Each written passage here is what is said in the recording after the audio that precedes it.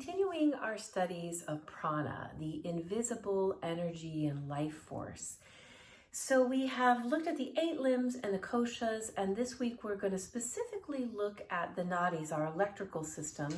And you can think of it like your house, like how does the lights turn on? And if an electrician came in, he would know all the wiring and how to help if you had a short circuit or if your fuse box went out.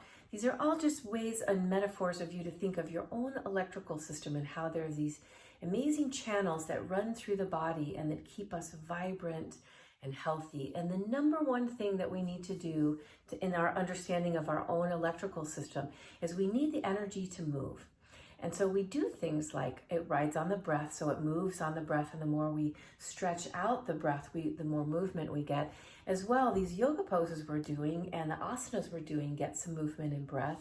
And we're going to look specifically at this week in order to get this movement of energy within the avatar, the body, the frame, the Annamaya kosha.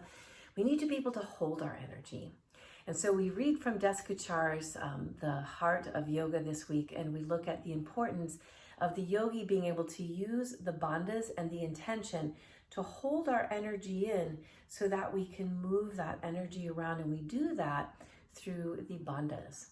And we're going to specifically look at Agni Sara, the fire essence, as a way of burning off, as we talked about last week, the impurities and clearing up our sheaths.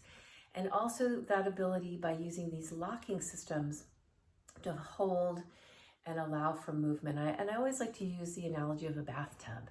So we're pouring this water, this energy into a tub, like our bodies, this container.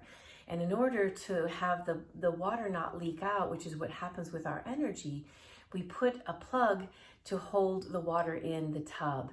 And then rather than just letting the hot water be in one part of the water in the bathtub, we can take our hand and move it around like a current. And then the water begins to move and the energy flows all around in the bathtub. So it's the same with our bodies. We use the bandhas as a plug, and then we're going to use different techniques to move it around, and we're going to hold our energy. Talk a little bit about the mind and the energy, about when our energy is outside of us, we feel scattered, we don't have focus. And when the yogi learns how to hold their own energy, not just on your yoga mat, but on life, we're living more intentionally, we're more focused and able to navigate our way through life. So join me for conference. It's a building block of understanding the invisible you, the energetic, the electrical system of you.